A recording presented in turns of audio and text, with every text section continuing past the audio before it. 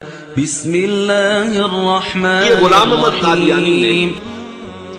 اپنے فتنے کا آغاز کہاں سے کیا تھا یہ سمجھ لیجیے۔ پہلے وہ ایک مناظر تھے، بہت اچھے مناظر، غلام احمد قادیانی تھا کہنا چاہیے، غلطی سے طے کے بیٹھا ہوں۔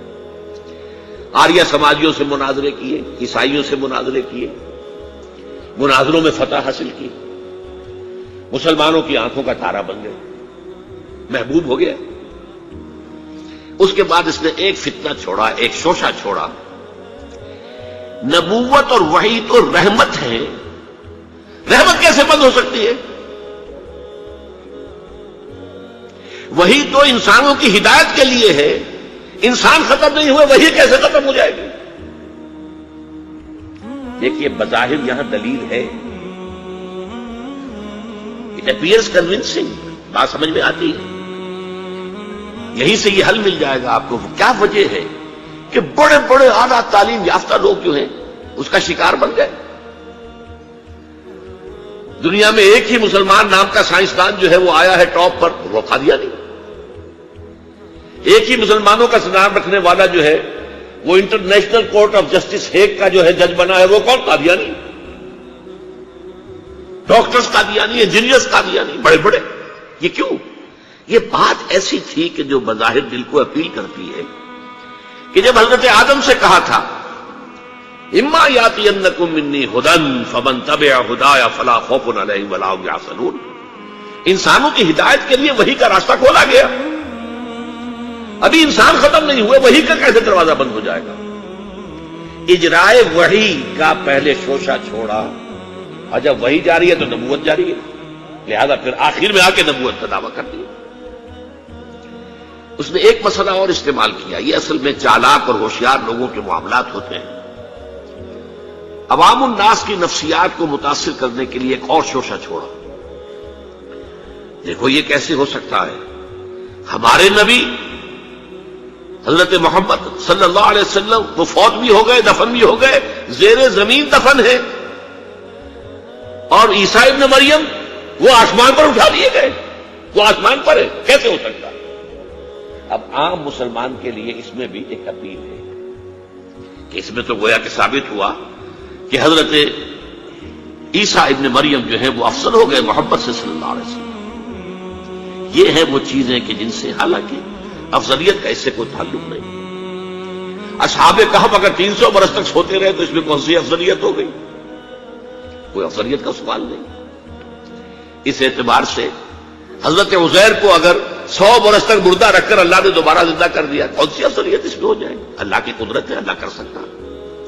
لیکن عام آدمی کو اپیل کرنے والی باتیں ہیں، لہذا اس نے شوشہ چھوڑا کہ نہیں یہ غلط ہے، یہ مولویوں کے ڈھکوسلے ہیں، یہ قرآن مجید میں صراحت کے ساتھ نہیں ہے، یہ حدیثوں کے اندر ہے، حدیثوں کے بارے میں جو ہے وہ ہم اطمینان نہیں کر سکتے کہ حضرت مسیح جو ہے وہ سولی نہیں چڑھائے گئے، وہ سولی چڑھائے گئے، وہ فوت نہیں ہوئے، البتہ زخمی ہو کر وہاں سے اتار لیے گئے تھے، پھر ان کا علاج معالجہ ہو گیا، پھر وہ علاقہ چھوڑ کر کشمیر میں آ گئے، یہاں آ کر ان کا انتقال ہو گیا، یہاں دفن ہوئے، یہاں کشمیر میں ان کی قبر بھی موجود ہے۔ یہ دو ایشو ہیں جو اس شخص نے اٹھائے، اور اس سے عوام الناس جو ہیں جن کے اندر کے علم کی پختگی نہیں ہوتی، یا جذباتی طور پر آپ انہیں متاثر کر سکتے ہیں، یا جیسا کہ میں نے پہلی بات کہی تھی اس میں تو یقیناً ایک وزن کی بات نظر آتی ہے کہ یہ رحمت ہے، وہی رحمت ہے، نبوت رحمت ہے، اللہ کی رحمت بند ہو جائے گی کیسے؟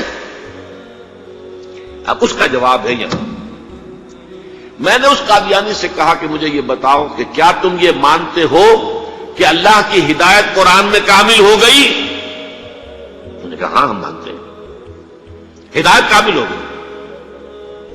میں نے کہا کیا تم یہ مانتے ہو کہ قرآن محفوظ ہے، اس میں تحریف نہیں ہوئی؟ کیا مانتے ہیں قرآن محفوظ ہے، اس میں تحریف نہیں ہوئی؟ پھر میں نے کہا مجھے منطقی وجہ بتاؤ، پھر اس وحی کی کھڑکی کو کھلے رکھنے کا فائدہ کیا ہے؟ وہاں سے جو آنا تھا جو مکمل ہو گیا قرآن۔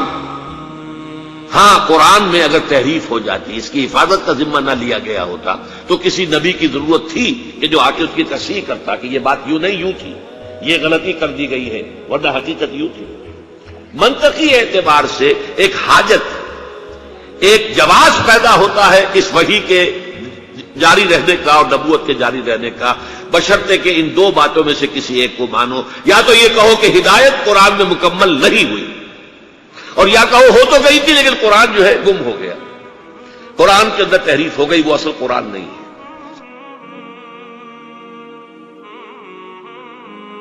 اسی زمانے میں ایک واقعہ یہ ہوا تھا، غلام احمد قادیانی نے ایک دعوتی خط لکھا کابل کے حکمران، اب میں بھول رہا ہوں کہ وہ امیر دوست محمد خان تھے یا امیر عبد الرحمان خان تھے، ان دونوں میں سے کسی کے سامنے وہ خط پہنچا. جیسے کہ حضور نے خطوط بھیجے تھے قیصر کو، کسریٰ کو، تو اس کو بھی شوق چڑھایا کہ میں بھی تو اب نبی ہوں، نبوت کا دعویٰ کر چکا ہوں، تو مجھے پڑوس کا ملک جو ہے افغانستان، وہاں کے بادشاہ کو دعوت دینی چاہیے کہ وہ مجھ پر ایمان لائے. جب وہ خط وہاں پہنچا ہے تو امیر کابل نے اسی خط پہ 2 الفاظ لکھ دیے اور واپس کر دیا. الفاظ کیا تھے؟ ای جا بیا، یہاں آؤ ذرا اور یہاں آ کر تم دعویٰ کرو نبوت کا. یہ تم انگریز کی چھتری تلے بیٹھے ہوئے دعوے کر رہے ہو، انگریز کے سائے تلے جو ہے، اور انگریز جو ہے تمہیں سپورٹ کر رہا ہے. تم نے جہاد کو جو ہے ختم کر دیا، دین کے لیے حرام ہے اب دوستوں قتال، حرمت ہے قتال. انگریز کو اور کیا چاہیے تھا؟ گلیڈسٹن نے، جبکہ وہ وزیر اعظم تھا برطانیہ کا، اس نے کہا تھا اپنے پارلیمنٹ میں قرآن کو لہرا کر، جب تک یہ کتاب دنیا میں موجود ہے امن قائم نہیں ہو سکتا. یہ تو جہاد اور قتال کی بات کرتی ہے. تو ان کو اور کیا چاہیے تھا کہ اگر کوئی اس قتال کو ختم کر دے، منسوخ کر دے، اور مسلمانوں میں سے جذبہ جہاد اور قتال فی سبیل اللہ کو نکال دے، تو اس سے بڑی اور کیا خدمت ہوگی. لیکن یہ کہ اگر تمہیں یہ دعوت دینی ہے تو ذرا یہاں آؤ، ایجاب یہاں آ کے یہ دعوت دو مجھے، تاکہ تمہارے 14 طبق روشن ہو، تمہیں معلوم ہو کہ اس دعویٰ کرنے کا مطلب کیا.